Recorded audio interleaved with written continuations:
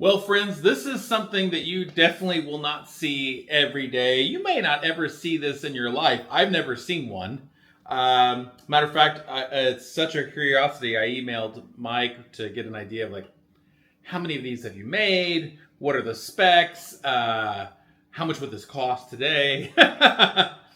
He said he's made about 3 or 4 of these. This is an 835-24, so 8-string 35-inch scale, 24 fret. And this thing is stunning. It's on consignment. It's technically a used instrument, but other than this like minuscule little ding here on the side, it essentially looks like a new instrument. It has this gorgeous white rose inlay on this ebony fingerboard, and that inlay carries over to the back as well, so you have another white rose on the back control cover there. This has a quilted Makore top, which I've never seen or heard of before. A mahogany body, extra wide multi-laminate neck, and matching peg head. Let's see, obviously Bartolini pickups, MTD electronics, comes with a gig bag. It has matching wood knobs.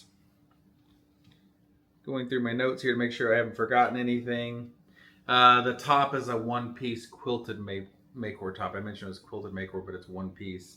Honestly, the only thing it's missing that I would add in addition to this, if one was to get this, is the magnetic covers. So it has the normal, screw-on covers. But this thing is wild. As you can imagine, like I don't know that I've played an 8-string like this before. I've played the one where the strings have a chorusing effect. I don't know that I've ever played it. I mean, maybe I have. I don't know. I had a real crazy bass traded in many, many years ago. Anyway, it's not something I played often.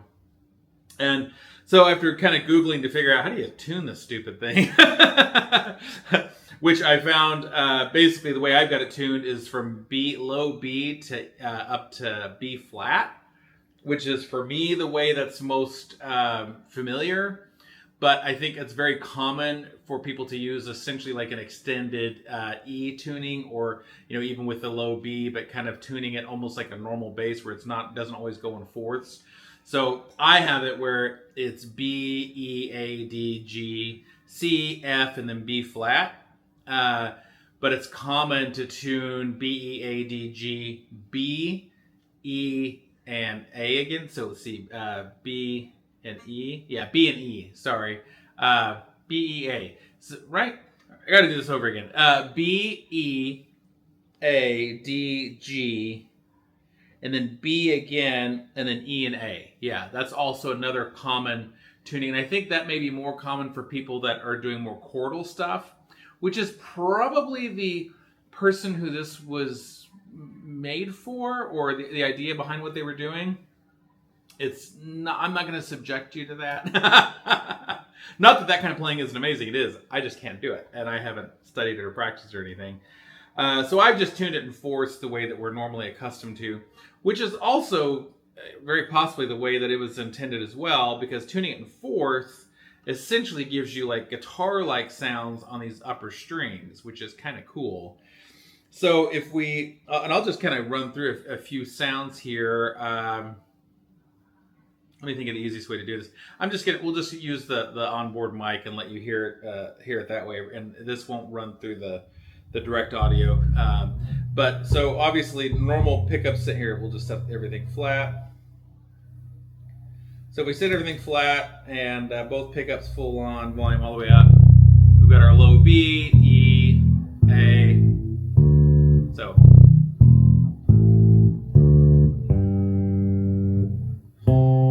that's our C, and then an F, and then a B flat.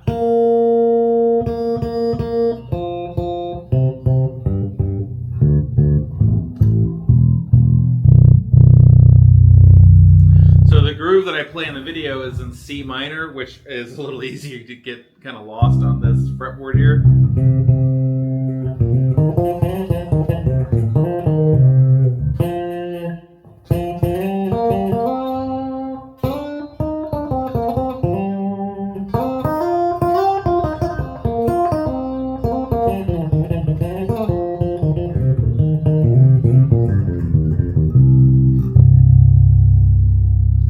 hear it, just that great kind of Bartolini sound to it. That's just the normal kind of settings. If we do the typical slap setting.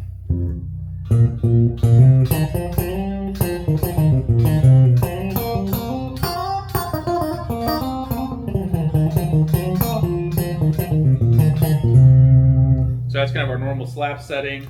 And then if we do finger style, I'll just kind of put in a few finger style sounds that I would like.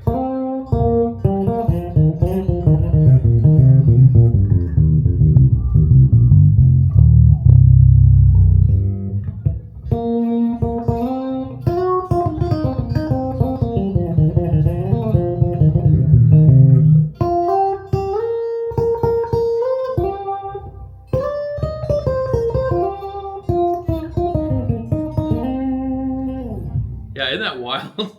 So it is. You can get disoriented a little bit on where you're at, especially if you're like me and you've never or practically never played one of these.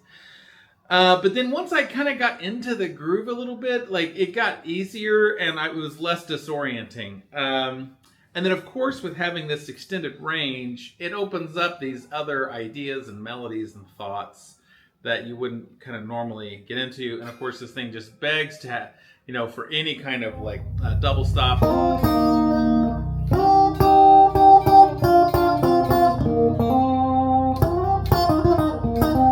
It begs for any of that kind of playing. You'd have to probably use a fret wrap or something to keep these low strings from ringing or have better technique. But man, this bass is wild. So like I said, it's in mint condition. Really, there's only two things. Well, honestly, I don't even know that the second one's quite the thing. Well, yeah, there's only two things that keep it essentially from being new. Well, one, of course, it was made for someone that's had a previous owner.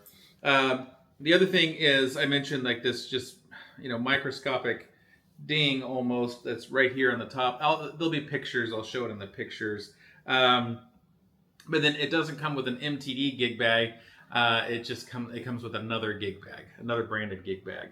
But beyond that, this is essentially, a new instrument. And if this is something that kind of like wows and speaks to you, this is your chance to own something that you'll probably never find available again. It certainly isn't something I've seen much of, so I don't imagine that you would see one of these again. Gonna be very, very, very rare. A new version of this bass would be over 13 grand. Plus the inlay. So the inlay would be on top of that. So like this, this is an exquisite, not cheap instrument as you can imagine. But if you're an extended range bass player or would like to be and want to do it with a absolutely stunning world-class solar system class instrument, then this MTD 83524 is the way to go. If you're interested, head over to FretSpot.com. If you see it on the site, that means it's available, and you can snag and add it to cart. You have options through Affirm, where you can get up to 6 months of delayed payments or no interest financing, or cash or credit card. Because it's a consignment, I can't take trades. I don't usually take trades on used bases anyways, but with this being a consignment, I just absolutely can't. But yeah, this is just a gorgeous, rare instrument. A chance for you to save some major bucks for something that, like I said, you may never ever see again. All right, friends, as always, thanks for watching. Go check it out. See you later. Oh, let me know your thoughts.